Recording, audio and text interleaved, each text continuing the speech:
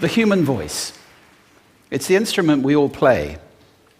It's the most powerful sound in the world, probably. It's the only one that can start a war or say, I love you. And yet many people have the experience that when they speak, people don't listen to them. Why is that? How can we speak powerfully to make change in the world? What I'd like to suggest, there are a number of habits that we need to move away from. I've assembled for your pleasure here 7 deadly sins of speaking. I'm not pretending this is an exhaustive list, but these 7, I think, are pretty large. Habits that we can all fall into. First, gossip. Speaking ill of somebody who's not present. Not a nice habit, and we know perfectly well the person gossiping 5 minutes later will be gossiping about us. Second, judging. We know people who are like this in conversation, and it's very hard to listen to somebody if you know that you're being judged and found wanting at the same time. Third, negativity. You can fall into this. My mother, in the last years of her life, became very, very negative, and it's hard to listen. I remember one day I said to her, it's October the 1st today, and she said, I know, isn't it dreadful? It's hard to listen when somebody's that negative. And another form of negativity, complaining. Well, this is the national art of the UK. It's our national sport. We complain about the weather, about sport, about politics, about everything. But actually, complaining is viral misery. It's not spreading sunshine and lightness in the world. Excuses. We've all met this guy. Maybe we've all been this guy. Some people have a blame thrower. They just pass it on to everybody else and don't take responsibility for their actions. And again, hard to listen to somebody who's being like that.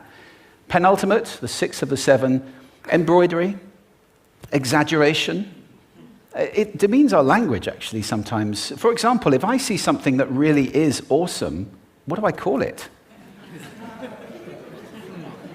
And then, of course, this exaggeration becomes lying, out and out lying, and we don't want to listen to people we know are lying to us. And finally, dogmatism. The confusion of facts with opinions. When those two things get conflated, you're listening into the wind. You know, somebody is bombarding you with their opinions as if they were true. It's difficult to listen to that. So here they are, 7 deadly sins of speaking. These are things I think we need to avoid. But is there a positive way to think about this? Yes, there is. I'd like to suggest that there are 4 really powerful cornerstones, foundations, that we can stand on if we want our speech to be powerful and to make change in the world. Fortunately, these things spell a word. The word is hail, and it has a great definition as well. I'm not talking about the stuff that falls from the sky and hits you on the head. I'm talking about this definition, to greet or acclaim enthusiastically, which is, I think, how our words will be received if we stand on these 4 things. So what do they stand for? See if you can guess. The H, honesty, of course. Being true in what you say, being straight and clear. The A is authenticity, just being yourself. A friend of mine described it as standing in your own truth, which I think is a lovely way to put it. The I is integrity, being your word, actually doing what you say, and being somebody people can trust. And the L is love. I don't mean romantic love, but I do mean wishing people well. For 2 reasons. First of all, I think absolute honesty may not be what we want. I mean, my goodness, you look ugly this morning.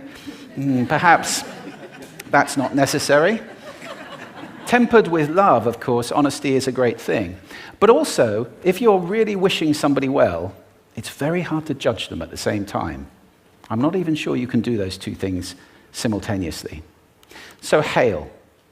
Also, now that's what you say, and it's like the old song, it is what you say, it's also the way that you say it. You have an amazing toolbox. This instrument is incredible, and yet this is a toolbox that very few people have ever opened. I'd like to have a little rummage in there with you now, and just pull a few tools out that you might like to take away and play with, which will increase the power of your speaking. Register, for example. Now, falsetto register may not be very useful most of the time, but there's a register in between. I'm not going to get very technical about this for any of you who are voice coaches. You can locate your voice, however. So if I talk up here in my nose, you can hear the difference. If I go down here in my throat, which is where most of us speak from most of the time, but if you want weight, you need to go down here to the chest. You hear the difference?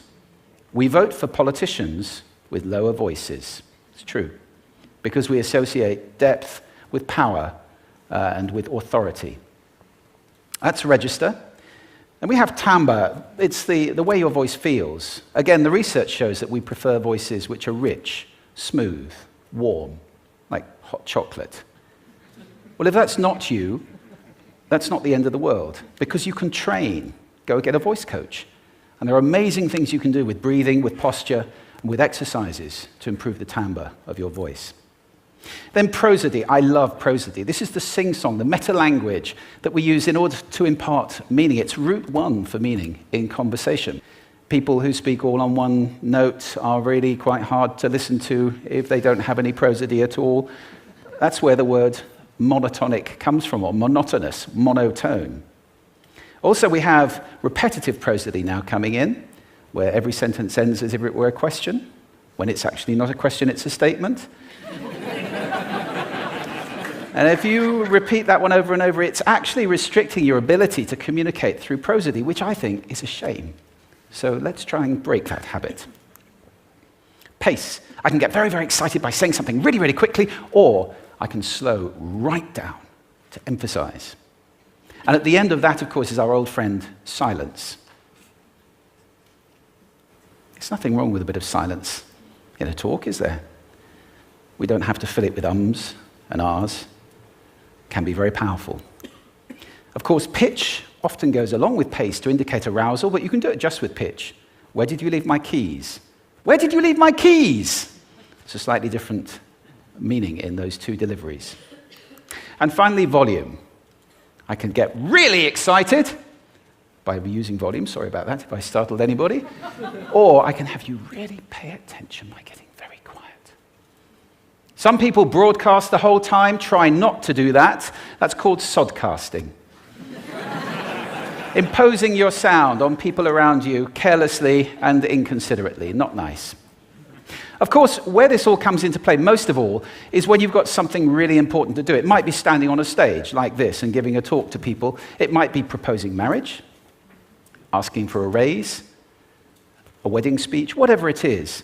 If it's really important, you owe it to yourself to look at this toolbox and the engine that it's going to work on. And no engine works well without being warmed up. Warm up your voice. Actually, let me show you how to do that. Would you all like to stand up for a moment? I'm going to show you the 6 vocal warm-up exercises that I do before every talk I ever do. Anytime you're going to talk to anybody important, do these. First, arms up, deep breath in, and sigh out, like that. One more time. Very good. Now we're going to warm up our lips, and we're going to go bop, bop, bop, bop, bop, bop, bop, bop. Very good. And now, just like when you were a kid. Now your lips should be coming alive. We're going to do the tongue next with exaggerated la, la, la, la, la, la, la, la, la. Beautiful. You're getting really good at this. And then roll an R. That's like champagne for the tongue. Finally, and if I can only do one, the pros call this the siren. It's really good. It starts with we and goes to or. The we is high, the or is low. So you go wee, or, wee. Fantastic. Give yourselves a round of applause. Take a seat. Thank you. Next time you speak, do those in advance. Now, let me just put this in context to close. This is a serious point here.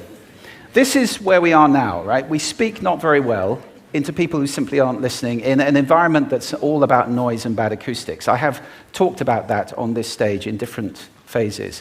What would the world be like if we were speaking powerfully to people who are listening consciously in environments which were actually fit for purpose? Or to make that a bit larger, what would the world be like if we were creating sound consciously and consuming sound consciously and designing all our environments consciously for sound? That would be a world that does sound beautiful, and one where understanding would be the norm. And that is an idea worth spreading. Thank you. Thank you.